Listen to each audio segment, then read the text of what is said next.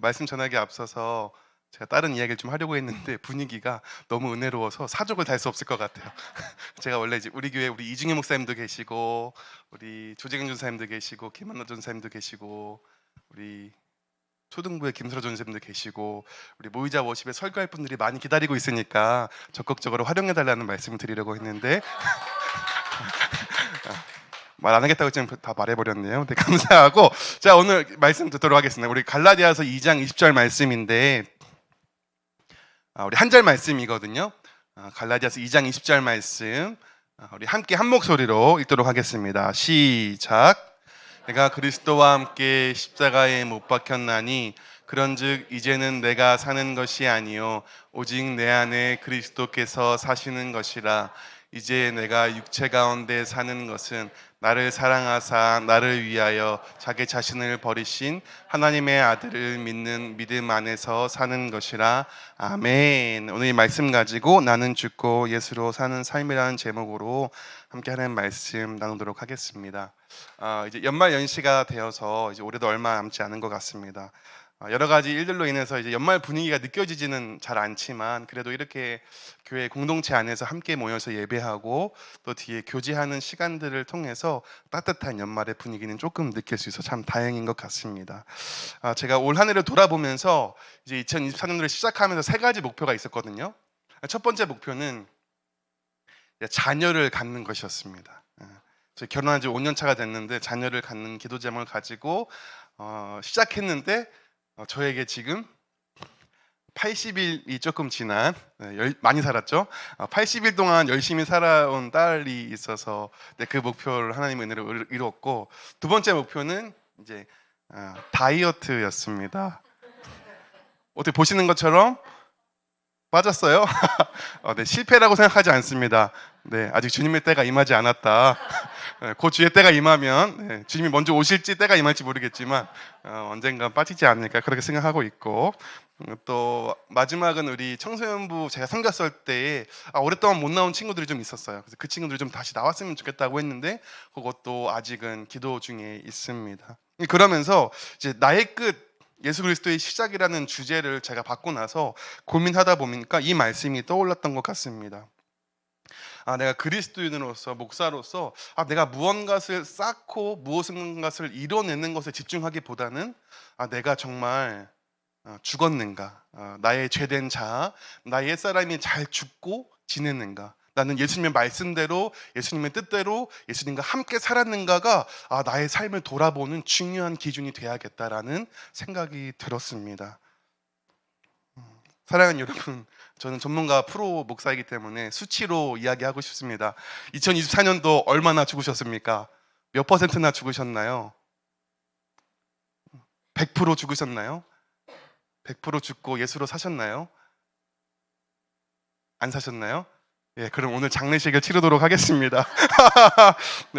다 죽었다고 하면 이 멘트를 못할까봐 조마조마했는데 다 안 죽으셨다고 하니 오늘 장례식을 치르도록 하겠습니다. 이 나의 끝, 예수 그리스도의 시작이라는 주제 자체가 저한테 장례식 치러달라는 부탁이었던 것 같습니다. 그래서 여러분 주제처럼 나의 끝을 경험하고 또 예수 그리스도로 시작하는 또 새해가 되기를 간절히 소망합니다. 그러면서 오늘 예수 믿는 삶에 대해서 그리스도인의 삶에 대해서 두 가지 좀 나누고 싶거든요. 첫 번째로 예수 믿는 삶이란 무엇인가 같이 한번 읽어보겠습니다. 시작. 십자가에 네, 예수님 믿는 것을 믿는다는 것이 무엇을 의미한다고요? 내가 십자가에 못 박혀 죽었다는 것을 믿는다고 말씀하고 있습니다. 성경은 반복해서 강조해서 말씀하고 있습니다. 오늘 읽은 본문에서도 내가 그리스도와 함께 십자가에 못 박혔나니 그런 이제 내가 사는 것이 아니요. 고린도전서 15장 31절의 사도 바울은 나는 날마다 죽는다.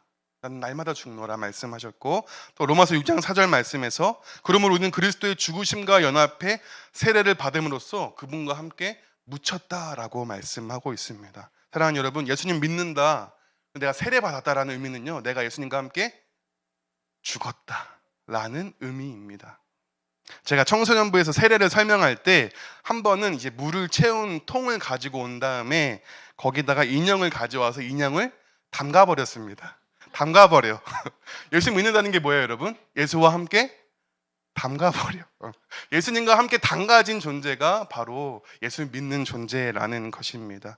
이게 예수님을 믿는 믿음의 의미이고 이게 복음입니다. 그런데 간혹 우리가 오해합니다. 복음을 오해합니다. 그저 예수님이 나를 위해 죽어줬대 굉장히 특별한 로맨스 정도로 여깁니다. 그냥 그것에 감사하고 만족하고 맙니다. 여러분 복음이 뭔지 아세요? 내가 예수님과 함께 십자가에 못 박혀 죽었습니다. 이것이 진리의 복음입니다. 사랑하는 여러분, 여러분이 십자가에 못 박혀 죽으셨음을 믿습니까? 진짜 믿으세요? 죽으셨어요? 어떻게 대답하시죠라는 멘트가 있었는데 우리 은혜가 방해했어요. 맞아요. 우리는 죽었는데 뭐가 죽었다는 거냐면 이 옛사람, 죄된 자아가, 은혜가 사랑해, 죄된 자아가 죽었다는 겁니다. 이해하셨어요? 우리 청소년들이 있으니까 오해할 수 있어요. 보고 예수 믿으면 내가 이렇게 해야 되나? 이게 아니라 옛사람, 죄된 자아가 죽었다라는 의미입니다. 로마서 6장 6절 말씀 한번 같이 읽어보겠습니다. 시작. 우리가 십자가에 못 박힌 것은 죄의 몸이 죽어 다시는 우리가 죄에게 종노릇하려. 아멘. 성경에 이제 우리에 대해서 정의하고 표현할 때 옛사람과 새사람이라는 대조적인 표현을 자주 사용하거든요. 옛사람은 예를 들어서 여러분 군대 다녀오니까 남자들 이렇게 새사람 됐다, 사람 됐다 이런 말 들어보셨나요? 결혼하니까 철 들고 사람 됐구나 이런 얘기 들어보셨어요? 그전엔 사람이 아니었나요? 사람이었죠. 그러나 비유적인 표현입니다. 뭔가 변화됐구나, 뭔가 새로워졌구나라는 그런 비유적인 표현인 것처럼 성경에서도 옛사람은 이 예수 믿기 전의 상태, 그러니까 내 마음대로 내 뜻대로 살던 상태, 죄의 종된 상태, 죄를 지을 수밖에 없는 그런 상태를 옛사람이라고 하고, 새사람은 이제 예수님 믿고 새사람이 되어서 더 이상 죄의 종로로 타지 않아도 되는 존재, 이제 내가 하나님의 자녀가 되었고 말씀대로 살아갈 수 있는 완전히 새 사람이 되었다라고 표현하거든요. 그러니까 계속해서 지금 내가 죽었습니다, 내가 십자가에 못 박혀 죽었습니다라는 것의 죽음은 이 옛사람의 죽음을 의미하고 있는 것입니다. 이 죄의 종로로 타던 옛사람이 십자가에 못 박혀 죽었다는 의미예요. 여러분 죄의 종이 뭐예요? 종, 주인이 시키는 것을 할 수밖에 없는 존재입니다. 그러니까 우리가 죄의 종이라는 건 우리는 죄를 지을 수밖에 없는 죄인이었다라는 의미입니다. 그래서 이 사탄 마귀, 이 죄가 유혹하는 것에 넘어갈 수밖에 없는 존재라는 거죠. 그래서 우리 사랑하는 청소년부 친구들이 욕하고 싶어 그러면은 야 욕해 하면 이 시베리아노스키라는 욕이 막 자유자재로 나와요. 막 이게 능수능란해. 욕을 너무 잘해 우리 애들이. 툭툭 튀어나오죠. 욕을 할 수 있는 뭐예요? 죄인이기 때문에. 절대 우리 아이들이 나쁜 아이들이 아닙니다. 죄의 종로로 타고 거부할 수 없어서 그렇기 때문에 예수님의 은혜가 필요한 것이죠. 그리고 또 우리가 만약에 화가 나, 분노가 나 그러면 막 분노하고 화를 내고 상대방을 괴롭힙니다.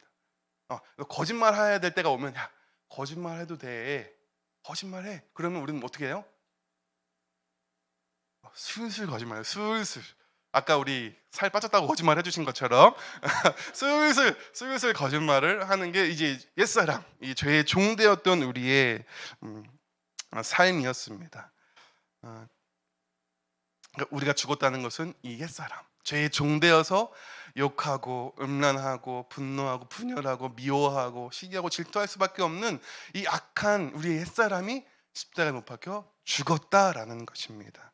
그래서 더 이상 우리는 이제 거짓말, 음란, 미움, 시기, 질투, 이 세상의 다양한 정욕이 나를 유혹해도 거기에 반응하지 않아도 해요. 왜요? 나는 이미 죽었으니까. 그래서 로마서 6장 6절 한번 다시 한번 같이 읽어볼게요. 믿음으로 시작. 우리가 알거니와 우리의 옛사람이 예수와 함께 십자가에 못 박힌 것은 죄의 몸이 죽어 다시는 우리가 죄에게 종노릇하지 아니하려 함이니. 아멘. 아멘이시죠? 여러분 다시 한번 우리 함께 고백해 볼까요? 따라해 보세요. 우리의 옛사람은 예수님과 함께 십자가에 못 박혀 죽었습니다. 아멘. 여러분 죽으신 거예요. 더 이상 살아나지 마세요. 살아나지 마시고 십자가에 못 박혀 죽은 존재라는 믿음으로 살아가길 바랍니다. 여러분 최근에 그 청룡 영화상 축하 무드 되게 화제가 됐잖아요. 그 악뮤의 이찬혁. 그래서 파노라와 뭐 장래 희망이라는 곡을 연결해 가지고 이 마지막에 이게 하이라이트 관짝에 실려 나가는 퍼포먼스를 했거든요. 잠깐 한번 보도록 하겠습니다.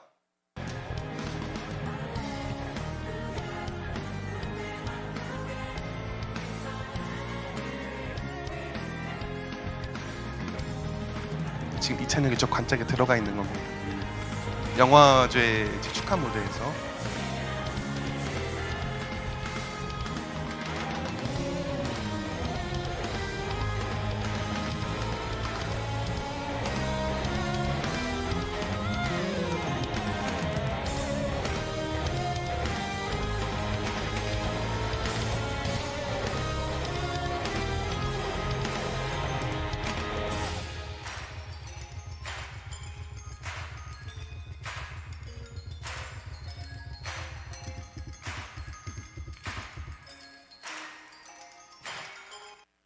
네, 이런 퍼포먼스를 해도 굉장히 좀 많이 화제가 됐는데 처음에 아까 소리가 안 나왔는데 막 할렐루야 뭐 우리 꿈꾸던 왕국에 내가 들어왔다 기뻐 외치자라는 어떤 그런 약간 찬양적인 좀 메시지가 담겨 있더라고요. 그리고 특징적인 게 뭐냐면 관짝에 원래 국화 같은 게 이제 놓여야 되는데 뭘 놓았죠? 장미꽃. 뭔가 기뻐하고 축하할 때 쓰는 장미꽃을 달아서 이 죽음이 이 노래 제목이 장래 희망이거든요. 그러니까 우리 장래가 절망과 그냥 끝이 아니라 험한 게 아니라 희망이 있는 일이다라는 어떤 그런 메시지가 좀 담겨 있었습니다. 사랑하는 여러분, 예수님 믿는다는 것은 우리 이찬혁 군과 같이 관짝에 들어가는 것을 의미합니다. 우리의 옛사람, 우리의 죄된 자, 죄를 지을 수밖에 없는 죄의 종으로 사는 우리의 인생이 관짝에 들어가서 죽어지는 것을 의미합니다. 그런데 그것이 슬픈 일인가요? 죄 지을 수 없어. 망했어. 나 욕하고 싶은데 어떻게 그런 슬픈 일인가요? 아니요, 기쁜 일이라는 기쁜 일. 기쁜 일. 왜요? 그것이 복음이기 때문에. 이제 내가 죽어야 예수와 함께 살 수 있기 때문에 그렇습니다. 여러분 아직 안 죽으신 분 있죠? 예수님 믿는 게 십자가 못 박혀 죽는 건지 몰랐어요. 그러면 내가 안 믿었지라고 생각하시는 분 있을 수도 있겠어요. 그러나 오늘 이 밤에 반드시 이 복음의 진리를 잘 이해하고 믿었으면 좋겠습니다. 내가 예수님 믿는다는 것은 복음은 내가 예수님과 함께 십자가 못 박혀 죽는 일이구나 라는 것을 꼭 믿기를 소망합니다. 그런 의미에서 우리 다시 한번 고백할까요? 로마서 6장 6절 한 번만 더 믿음으로 나의 고백으로 선포하겠습니다. 시작.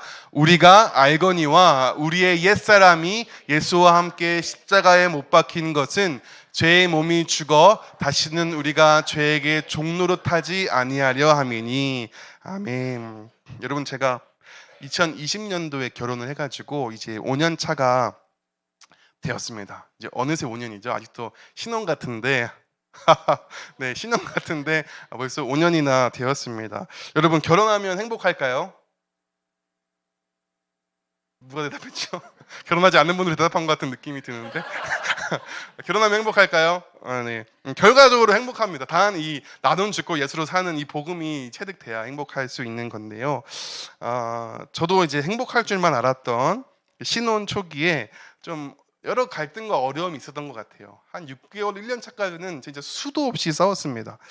제가 분당우리 교회에서 전도사 사역을 할 때 그 끝물에 이제 결혼을 하는 바람에 이제 이찬수 목사님께 이제 아내랑 저랑 인사를 드리러 갔는데 그때 다른 소리를 안 하시고 저한테 뭐라고 하셨냐면 잘 싸워라 이 한마디를 하시는 거예요. 참지 말고 너무 참지 말고 잘 싸워라 이것을 덕담으로 해주셨습니다. 그래서 그런지 모르겠지만 많이 싸웠습니다. 자주 싸웠습니다. 참지 못하겠더라고요. 네, 많이 싸웠습니다. 근데 이제 다 저 때문이죠. 네, 저 때문이죠. 내가 죽지 못해서 그랬던 것 같습니다. 제가 못 죽어서 나 때문이야.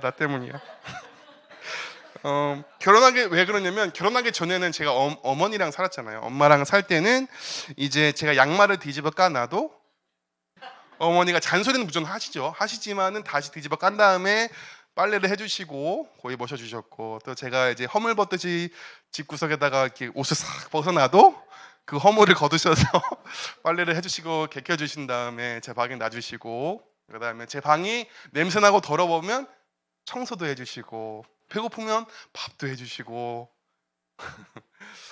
많은 것들을 해주시다가 이제 그 옛사람이 죽고 결혼했어야 되는데 죽지 못하고 그 옛사람과 함께 결혼해가지고 집안으로 들어가니까 이제 여기서부터 이제 전쟁이 시작되는 겁니다. 하나하나가 다 서운해. 왜 안 해줘? 이기적이다. 너무 냉랭해. 사랑이 없어. 최악이야. 막 하면서 막 사기 맞았어. 이렇게 감히 제가 사기당한 것 같아. 이 여자가 이런 여자였나 막 하면서 막 이렇게 서운하기 시작했어요. 그 서운하니까 정말 사소한 걸로 싸우는 거예요. 막 예를 들면 마이크 왜 이렇게 잡냐? 이렇게 잡아야지. 우리 집은 이렇게 잡았다. 난 우리 집은 이렇게 잡았다. 이런 식으로 정말 말도 안 되는 일로 막 싸우기 시작하는데, 근데 이게 이해가 안 되니까 서로가 감정이 막 끌어오르기 시작하는 거예요. 어떻게 그럴 수가 있어? 어떻게? 왜? 왜? 진지하게 너무 많이 싸웠어요. 그래도 어느 순간 이 감정이 너무 올라오니까 제가 여기서 더 화내면 목회를 못할 수도 있겠다라는 그런 심각한 느낌이 들 정도로 싸웠습니다. 초반에 조금. 지금 굉장히 사이가 좋아요. 오해하지 마시고. 그랬는데 안 되겠다 싶어서 휴전을 선포하고 이제 방으로 들어가서 그때부터 이제 고민하기 시작했어요. 그리고 기도해보기 시작했습니다. 왜 이러지? 나는 행복하게 살 줄 알았는데, 나는 되게 모범적인 부부의 생활을 성도들에게 전해주고 싶었는데 나는 여기서 왜 이러고 있지? 나는 왜 이러지? 하다가 한 1년이 다 돼갈 쯤에 제가 내린 결론이 있습니다. 상죽지살, 지죽상살. 혹시 유추가 되시나요? 제 이름은 상인이고 아내 이름은 지혜입니다. 그러니까 이게 제가 계산기 두드리고 뭐 이게 서로를 따지고 해가지고 이해하고 말고로 해결할 수 있는 문제가 아니라는 생각이 들었어요. 내가 죽어야만 끝나겠구나. 내가 죽어야겠구나. 내가 사랑하지 못하고 이해하지 못하고 용납하지 못하고 용서하지 못하는 내가 죽어야만 끝나는 문제구나라는 것을 깨닫고 아내한테 찾아갔습니다. 여보, 우리가 행복할 길은 이거밖에 없어. 상죽지살. 상인이는 이제 죽고 지혜로 살게, 여보. 그런데 나만 죽을 순 없으니까 여보도 죽어. 지죽상살. 여보는 지혜는 죽고 상인으로 살고 나는 상인은 죽고 지혜로 살게. 그럼 우리 행복하지 않을까? 그래서 그때부터 조금씩 저희 부부의 관계가 회복되어지고 지금 굉장히 서로 친한 친구처럼 사랑하면서 행복하게 살고 있답니다. 네, 신혼부부 같이. 네. 결론은 이거예요. 이것만 기억하시면 됩니다. 여러분, 무슨 말을 하는 겁니까? 우리 옛사람이 죽어야 된다는 거예요. 우리는 막 죽을까봐 죽으면 불행할 것 같은데 그렇지 않다는 거예요. 복음은 죽을 때 그때 행복이 길이 열린다는 겁니다. 그리고 죽어야 한다는 것입니다. 우리에게는 더 이상 어떤 소망이 없다는 걸 우리 빨리 깨달아야 돼요. 예수님이 왜 십자가에 못 박혀 죽으셨을까요? 우리가 고쳐서 쓰는 정도면은 얘 조금 성격이 요것만 고치면 돼. 요 정도면 그냥 성격만 고쳐주셨겠죠. 치료만 해주. 근데 예수님 왜 십자가에 죽으셔야 했을까? 우리에게 더 이상 어떠한 소망도 어떠한 능력도 사랑하며 살 수 있는 어떤 희망도 없었기 때문에 예수님이 십자가에 못 박혀 죽으실 수밖에 없었습니다. 우리가 그만큼 타락한 죄인이기 때문에 그렇습니다. 우리가 이제 우리의 제 삶을 봐서도 여러분 느끼셨겠지만 이스라엘 백성들의 모습을 통해서도 여러분 많이 느끼셨죠. 얼마나 완악하고 연약한 인간들인지. 아담과 하와 때부터 얘기해 볼까요? 처음부터.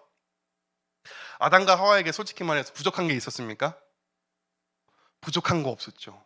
모든 게 풍족했죠. 결핍이 있었어요? 결핍이 없었습니다. 그럼에도 불구하고 죄를 지었습니다. 하나님처럼 되려고 했어요. 여러분, 내가 결핍이 있어서 그래. 나 이 결핍 문제만 해결되면 나는 괜찮은 사람이야. 여러분, 거짓말입니다. 우리는 결핍이 없어도 풍족해도 부족한 게 없어도 죄를 지을 수밖에 없는 연약한 죄인이라는 사실입니다. 이스라엘 백성들에게 하나님은 기회를 안 주셨나요? 수도 없이 기회를 주시고 회개하게 하시고 은혜를 주셨습니다. 그러나 계속 기회를 주면 준 만큼, 은혜를 주면 준 만큼 죄짓고 실패하고 넘어졌어요. 그것이 우리 인간의 연약함입니다. 우리는 스스로 의롭게 되고 우리는 스스로 온전해질 수 없는 존재라는 것이죠. 그래서 그 대안으로 누굴 주신 거예요? 마태복음 1장 21절에 아들을 낳으리니 이름을 예수라 하라. 이는 그가 자기 백성을 그들의 죄에서 구원할 자이심이라. 그러니까 하나님이 우리에게 주신 대안, 유일한 구원자, 유일한 소망은 예수 그리스도 한 분밖에 없는 것입니다. 이번 주제와 같이 여러분 우리는 나의 끝을 봐야 합니다. 나의 한계를 만나야 돼요. 나의 타락한 본성을 직면을 해야 합니다. 그게 은혜예요. 내가 죄인인 것, 내가 예수 그리스도 외에는 구원받을 소망이 없는 연약한 죄인인 것이 깨달아지는 것이 은혜입니다. 여러분 그래야지만 예수 그리스도로 시작할 수 있어요. 내가 끝나지 않고 내가 죽지 않고 예수 그리스도로 시작할 수 없습니다. 내가 끝나야만, 내가 죽어야만 예수 그리스도로 시작할 수 있는 것입니다. 우리 로마서 6장 12절 14절 말씀 같이 한번 읽어보겠습니다. 시작. 그러므로 몸의 사역에 순종하지 말고 또한 너희 지체를 불의의 무기로 죄에게 내주지 말고 오직 너희 자신을 죽은 자 가운데서 다시 살아난 자 같이 하나님께 드리며 너희 지체를 의의 무기로 하나님께 드리라. 죄가 너희를 주장하지 못하리니 이는 너희가 법 아래 14절 한 번만 더 읽겠습니다. 시작. 죄가 이는 너희가 법 아래에 있지 아니하고 은혜 아래에 있음이라. 아멘. 사랑하는 여러분, 오늘 이 밤에 우리가 다시 한번 십자가 앞에 나아가서 내가 죽을 수밖에 없는 죄인 된 것을 믿고 예수를 믿을 때 나도 십자가에 못 박혀 죽은 존재임을 믿는 그러한 은혜가 있으시길 주님의 이름으로 축복합니다. 이제 우리가 우리의 옛사람 죄된 자가 죽었다고 한다면 이제 어떻게 살아가야 하냐면 두 번째로 같이 한번 읽어보겠습니다. 시작. 예수님을 믿는 아멘. 여러분 예수님을 믿는 믿음 안에서 이제 살아가야 하는데요. 여러분 그럼 예수님 믿는 믿음 안에서 살아간다는 의미가 무엇일까요? 우리 갈라디아서 2장 20절 말씀 한 번만 더 읽어보겠습니다. 시작. 내가 십자가에 못 박혔나니 그런즉 이제는 내가 사는 것이 아니요 오직 내 안에 그리스도께서 여기까지만 하겠습니다. 예수님 믿는 믿음만에 사는 게 뭐라고요? 오직 내 안에 그리스도께서 사시는 것이라. 그러니까 내 안에 예수님이 사시는 것이 내가 예수 믿고 살아간다는 의미입니다. 여러분의 삶 속에서 예수님이 살고 계신가요? 여러분의 삶께서 예수님과 함께 호흡하며 지내고 계세요? 저는 이 예수님과 함께 산다, 예수님이 내 안에 거하신다라는 이 말씀을 두 가지로 좀 정리를 해봤는데요. 첫 번째로 예수님이 내 안에 거하신다는 것은 같이 한번 읽어보겠습니다. 시작. 예수님이 내 안에 거한다는 거, 내가 예수님 믿는다는 것은 예수님이 내 삶의 주인이심을 고백하며 사는 삶입니다. 우리 빌립보서 2장 9절에서 11절 말씀 한번 같이 읽겠습니다. 시작. 이러므로 하나님이 그를 지극히 높여 모든 이름 위에 뛰어난 이름을 주사 하늘에 있는 자들과 땅에 있는 자들과 땅 아래에 있는 자들로 모든 무릎을 예수의 이름에 꿇게 하시고 모든 입으로 예수 그리스도를 주라 시인하여 하나님 아버지께 영광을 돌리게 하셨느니라. 아멘. 사랑하는 여러분, 내 안에 예수님이 사신다는 것은 예수님께서 내 삶의 주인으로 거하신다는 의미입니다. 옛사람이 죽고 새 사람으로 삽니다라는 것은 내가 주인 되었던 삶에서 이제는 예수님이 주인 되신 삶으로 삽니다라는 고백입니다. 그리스도인에게 있어서 우리 신앙에서 매우 중요한 핵심 하나는 이 로드십이에요. 누가 주인인가? 누가 내 삶의 주권을 가지고 있는가? 내 삶을 선택하고 결정하는 분은 그 권한은 누구에게 있는가? 이것이 우리 신앙의 아주 핵심적인 내용입니다. 예수님께서 나의 주님이 되시고 내 삶을 다스리시고 통치하시고 나는 그분의 뜻에 순종하며 사는 삶이 예수 믿고 사는 삶입니다. 제가 예전에 이제 처음 사역할 때, 우리 담임 목사님 절대 아니시고 처음 사역할 때 담임 목사님과 함께 속초로 이제 교육자 수련회를 갔습니다. 그래서 목적지를 향해서 가는데 내비를 켜고 이제 가기 시작했는데 갑자기 목사님이 여기 아니야, 저기 아니야, 여기 일로 빠져, 저로 빠져, 계속 이러시는 거예요.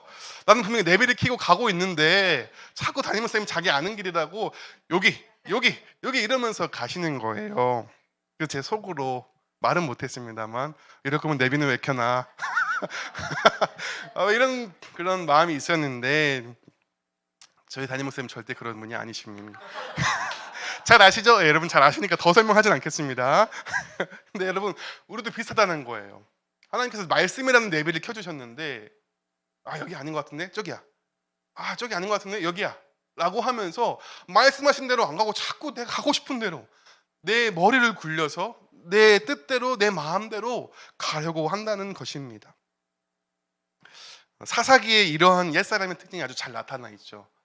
그때에는 이스라엘에 왕이 없었으므로 사람마다 자기의 소견에 오른 대로 행하였더라. 그러니까 하나님의 말씀대로 주의 뜻대로 간다기보다는 자기 소견에 내 생각에는 내 느낌에는 내 경험에는 요 길인데 라고 갔다는 것입니다. 사랑하는 여러분, 예수님을 믿는 여러분의 삶의 주인은 누구입니까? 생각해 보세요. 여러분의 삶의 지금 주인은 누구인 것 같으십니까? 여러분의 시간과 물질, 여러분의 직업, 결혼, 교육, 비전, 이 다양한 것들을 결정하는 최종적인 주인은, 그 권위자는 누구이십니까? 여러분의 감정은 누구한테 다스림을 받고 있습니까? 제가 이 딸을 키우면서 걱정되는 것 중에 하나가 이 데이트 폭력이라는 건데, 이따가씩 기사를 보면은 벌써 걱정하고 있습니다. 저는 딸을 낳아 보세요. 그렇게 됩니다, 여러분. 지금 어떤 남자, 어떤 놈이 그래서 저는 갑자기 쓸데없는 얘기인데 죄송합니다. 여기 있는 분 중에서 빨리 아들을 낳으셔서 믿음 안에서 우리 같이 키워가지고 같이 결혼시키면 어떨까요? 이런 꿈을 가지고 있는데 아무튼 넘어가고, 여러분 이 너무 평범한 남자예요. 어떻게 보면 저보다 더 뭔가 잘생기고 저보다 더 뭔가 착해 보이고 되게 성실한 남자예요. 근데 이 여자친구가 이런저런 이유로 우리 못 사귈 것 같아, 그만 헤어져 하면은 그때 갑자기 그 분을 이기지 못하고 그 여자친구를 때리고 스토킹하고 엽기적인 짓들을 많이 하더라고요. 차마 입에 담기 어려운 엽기적인 일들을 정말 많이 하거든요. 그러니까 사랑한다고 했는데, 되게 평범한 줄 알았는데 자기 뜻대로 뭐 하나가 안 되는 순간 자기 감정을 컨트롤할 수 없는, 자기 뜻대로 안 되면 주체할 수 없는 그런 모습들인 거죠. 근데 저는 이제 걱정만 하다가 말씀 준비하면서 이 모습이 약간 우리의 모습 혹은 저의 모습과도 조금 비슷하다는 생각이 들었습니다. 하나님이 내 뜻대로 해주지 않을 때, 하나님이 뭔가 나와 다를 때, 내가 원하는 대로 이루어지지 않을 때 뭔가 모르게 하나님한테 서운하고, 때로 하나님을 겁박하고, 때로는 하나님한테 원망하고 불평하던 것이 저의 모습과 같아 보였습니다. 내 뜻대로 안 되면 주님이 안 계신 걸로 치부해버리는 것이 우리의 연약한 믿음인 것이죠. 하나님이 정말 우리의 주님 맞으신가요? 정말 여러분이 주님 맞으세요? 맞으십니다, 여러분. 맞으세요. 분위기가 너무 무거워졌는데, 여러분, 하나님이 여러분의 주인이 맞습니다. 정답, 맞습니다. 맞아요, 맞습니다. 오해하지 마시고. 아니라고 할까봐 또 무서웠어요. 이렇게 말씀을 준비했는데 다시 준비해야 되나 싶은 마음이 들었는데, 여러분 맞죠? 맞으니까. 아니면 새해 말씀 읽으라고 하면 읽으실 건가요? 큐티하라고 하시면 할 거고요. 기도하라고 하면 할 거고요. 전도하라고 하면 뭐라고요? 안 해요라고 들었던 것 같은데. 아멘. 아멘. 제 믿음이 없어서. 여러분 봉사하라고 하시면 할 건가요? 아멘. 여러분 용서하라고 하시면 할 거예요. 사랑하라고 하면 하실 겁니까? 아멘. 여러분 제 조카가 이제 3살 때쯤에 이제 차를 뒤에 태워가지고 이제 가던 길이었어요. 근데 이제 얘가 이제 조금 커가지고 운전하는 거를 모르 좀 알았는지 이 운전대를 잡고 싶다고 뒤에서 찡찡거리는 거예요. 자꾸 이렇게 운전대를 자기 잡고 싶다고. 그래서 넘겨줬을까요, 운전대를? 말이 안 되죠. 죽고 싶지 않은 이상 넘겨줄 수 없는 거죠. 뭐 차를 멈췄거나 뭐 시동이 꺼진 상태라면 혹시 모르겠어요. 근데 뭐 만지고 싶다니까 만져라 할 텐데 운전 중에는 그럴 수가 없습니다. 왜요? 큰일 나죠. 운전을 조카에게 맡길 수는 없는 것이죠. 여러분, 그런데 우리는 우리의 인생의 그 차 안에서, 우리가 인생의 배 안에서 다 운전대를 잡을 사람들이 아닙니다. 여러분 제 조카 같은 분들이에요. 운전대를 잡으시면 안 되시는 분들입니다. 이 운전대 누가 잡아야 돼요? 하나님이 잡으셔야 됩니다. 우리 인생이라는 배가 항해할 때 그 키를 누가 잡아야 돼요? 주님이 잡으셔야 합니다. 그래야만 우리가 바른 길로, 복된 길로, 안전한 길로 나아갈 수 있는 것이죠. 사랑하는 여러분, 우리의 삶의 운전대를 예수님께 좀 맡겨드리시기를 주님의 이름으로 축복합니다. 아시겠죠? 여러분 꽉 잡고 계시다면 이 시간 예수님께 좀 그것을 내어드리세요. 예수님 운전하시죠. 예수님 이끌어 가시죠. 저는 그냥 타고 가겠습니다. 여러분 그러한 믿음으로 살아가야 한다는 것입니다. 그렇게 이렇게 이제 우리가 예수님께 우리 인생의 운전대를 내어드리고 우리 주권을 내어드린 사람은 어떻게 사냐? 두 번째로 마지막 주제입니다. 자꾸 제가 두 번째 하니까 안 끝날 것 같으시면 금방 끝납니다. 두 번째로 같이 한번 읽어보겠습니다. 시작. 아멘. 우리 예수님께 우리 삶의 주권을 내어드린 사람은 어떤 사람이냐면 어떤 삶을 살아가냐면 예수님을 생각나게 하는 삶을 살아가는 은혜가 있다는 것이죠. 마태복음 5장 14절에서 16절까지의 말씀 우리 같이 한번 읽어보겠습니다. 시작. 너희는 세상의 빛이라. 산 위에 있는 동네가 숨겨지지 못할 것이요 사람이 등불을 켜서 말 아래에 두지 아니하고 등경 위에 두나니 이러므로 집안 모든 사람에게 비치느니라. 이같이 너희 빛이 사람 앞에 비치게 하여 그들로 너희 착한 행실을 보고 하늘에 계신 너희 아버지께 영광을 돌리게 하라. 아멘. 요즘같이 이제 미디어 시대에 또 SNS가 이제 막 아이부터 또 어르신들까지 모두가 다 SNS를 하는 이 시대에 공유하는 가장 큰 관심사 중에 하나는 아마 이런 걸 것 같아요. 사람들은 나를 어떻게 볼까? 사람들은 나를 어떻게 볼까? 라는 질문이 우리 마음속에 있다고 생각합니다. 요즘 이제 수능 마치고 나서 좀 시간이 지나면서 슬슬 학교 이제 뭐 수시라든지 이런 합격 통지서가 올라오는 것들을 제가 보거든요. 근데 제 인스타 스토리에는 다 서울대생과 연고대생 유수의 그 좋은 대학들밖에 안 올라오는 거예요. 여러분 대한민국의 대학교가 3개밖에 없나요? 잘 모르겠지만 아마 합격한 것만, 그것도 좋은데 합격한 것만 올리는 우리의 마음에 심리가 있는 것 같습니다. 보여주고 싶은 것만 보여주고 잘 되고 성공하고 싶은 것만 보여줍니다. 거기에 누가 나 떨어졌어 뭐 이런 거 잘 안 올리잖아요. 근데 그런 마음이 있는 것 같아요. 대학뿐만 아니라 뭐 근사한 음식, 멋진 여행, 되게 행복해 보이는 가정의 모습들을 올리게 됩니다. 이렇게 잘못됐다는 건 아닙니다. 오해하지 마시고 그런 것들을 막 올리는 게 이제 우리의 마음이라는 것이죠. 다 뭐예요? 다른 사람들 내가 어떻게 보일까? 이왕이면 좀 멋지게 보였으면 좋겠다. 내가 조금 더 가치 있고 조금 더 훌륭한 사람을 보여주면 좋겠다라는 우리의 마음의 소원이 있는 것 같습니다. 그러나 여러분 우리는 이 고민에 앞서서 해야 될 고민이 있어요. 뭐예요? 다른 사람들이 나를 볼 때 예수님을 생각할 수 있을까? 다른 사람이 나를 바라볼 때 예수님을 생각할 수 있을까? 이것이 우리의 우선된 고민거리여야 된다는 사실입니다. 때로 내 안에 예수님 계신데 왜 사람들은 나를 보고 예수님을 못 느끼는 것 같지? 내가 좀 고쳐야 될 부분은 없나? 이 고민이 우리 안에 회복돼야 된다는 거예요. 여러분 우리의 SNS를 통해서 우리는 이 예수님이 드러나는 SNS를 해야 한다는 것입니다. 날마다 말씀 올리고 날마다 기도와 찬양과 예배의 모습을 올리라는 것은 아니라 맛있는 음식과 또 행복한 가정 다양한 것들을 여러분 올리시지만 우리의 고민이 그거야 되는 거예요. 내가 멋있어 보이려고 훌륭해 보이려고 내가 특별해 보이려고 올리는 게 아니라 내가 예수님 믿는 사람으로서 살아가는 그 행복한 삶을 올리시면 되는 겁니다. 여러분 나는 죽고 예수로 사는데 예수님이 안 보이시면 안 되잖아요. 말이 안 되죠. 우리 재민 형제가 예수님으로 살고 있는데 우리 선희 자매가 재민 형제의 삶 속에서 예수님을 볼 수 없어. 그러면 뭔가 이상한 것이죠. 뭔가 이상한 것이죠. 저는 사실 제 스스로가 되게 부끄러울 때가 많습니다. 이 교회 안에서는 좀 민감한 질문이죠. 혹시 저희를 통해서 예수님을 생각해 본 적 있는 분 있나요? 누구죠? 감사합니다 우리 선생님. 저도 우리 선생님의 삶을 통해서 예수님을 보게 됩니다.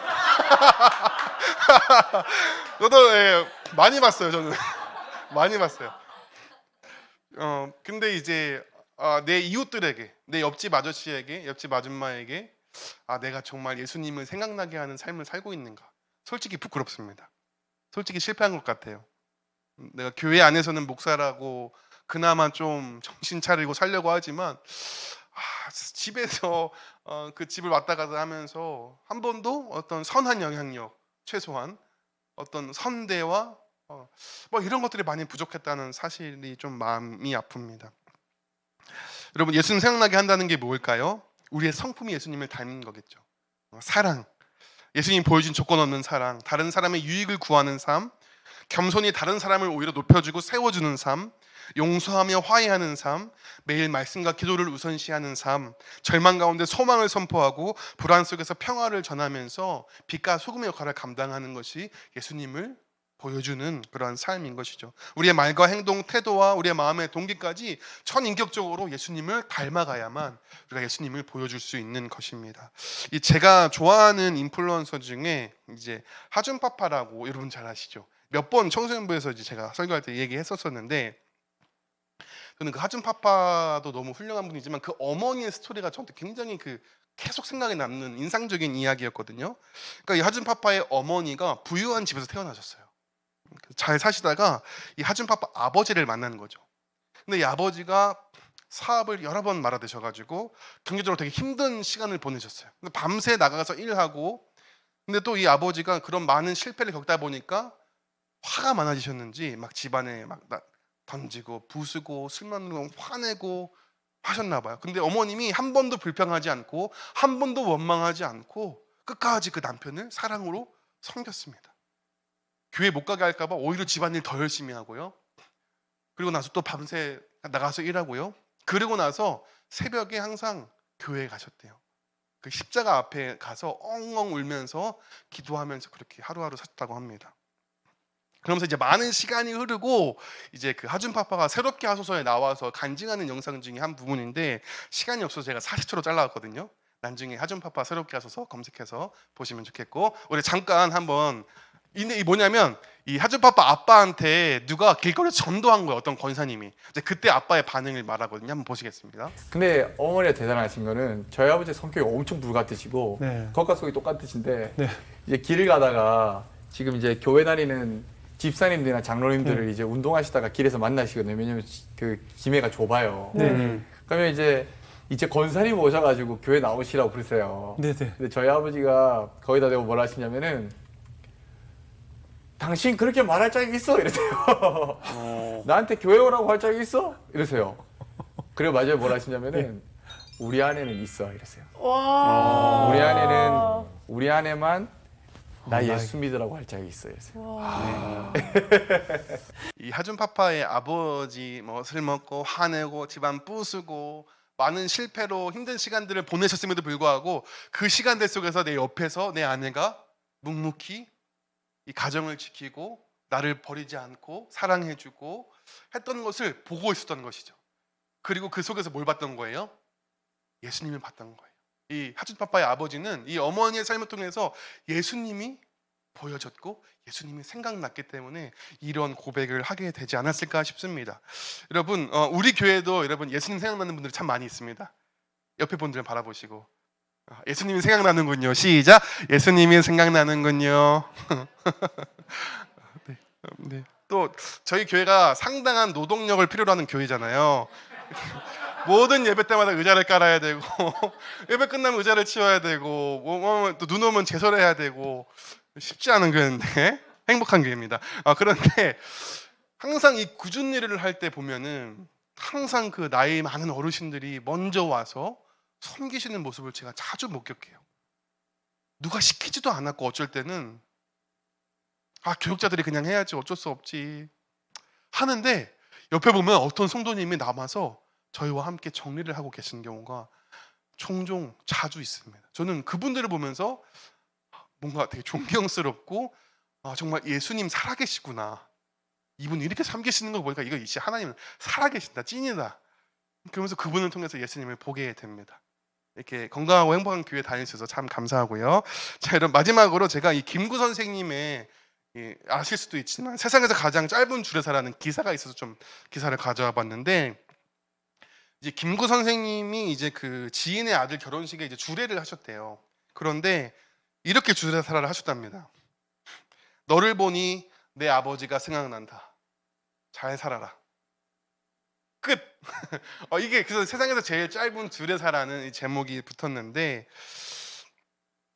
좋았겠죠. 빨리 끝났으니까. 그렇지만 가벼운 이야기는 아니었던 것 같아요. 가벼운 이야기는 아니었던 것 같습니다. 아마 계속 생각났을 것 같아요. 나를 통해서 내 아버지의 모습을 봤구나. 나의 삶을 통해서 내가 내 아버지의 모습을 잘 보여드려야겠다. 헨리 나우인의 책 제목 중에 이런 제목이 있어요. 예수님을 생각나게 하는 사람. 예수님을 생각나게 하는 사람. 여러분, 이 제목처럼 사람들이 나를 볼 때 예수님을 떠올릴 수 있다면 그것이 얼마나 아름답고 복된 삶이겠습니까? 너를 보니 내 아버지가 생각난다. 잘 살아라는 이 세상에서 가장 짧은 주례사처럼 사도 바울도 이렇게 우리에게 부탁했습니다. 고린도전서 1장 11절 말씀 같이 한번 읽어보겠습니다. 시작.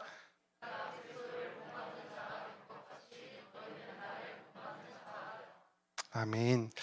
사랑하는 여러분, 오늘 이제 2024년도를 이제 마무리하고 또 2025년을 맞이하는 이 때에 오늘 이 밤에 다른 무엇보다도 나는 죽고 예수로 사는 이 복음의 진리를 꼭 붙잡으시기를 주님의 이름으로 축복합니다. 나의 옛사람은 예수님과 함께 십자가에 못 박혔음을 믿고 예수님 믿는 믿음 안에서 사시기를 주님의 이름으로 축복합니다. 그래서 그러한 우리의 삶은 어떤 삶이라고요? 예수님이 주인 된 삶, 그리고 예수님이 생각나게 하는 사람. 여러분, 그런 아름답고 복된 삶을 살아가는 또 한 해가 되시길 주님의 이름으로 축복합니다.